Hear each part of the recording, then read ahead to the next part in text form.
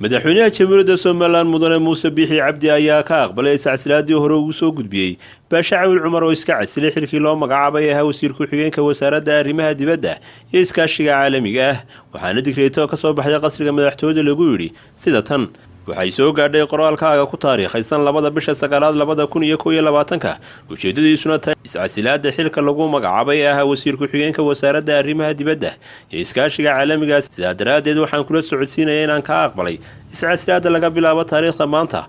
waxaan kaaga mahadcelinayaa muddadii aad haysay xilka iyo howlaha aad u qabatay qaranka Soomaaliland dhinaca kale waxa digreetada lagu magacaabay mas'uulkii qabanna xilkan uu iska casilay Baasha Cawil waxaana lagu yiri qoraalka magacaabista sida tan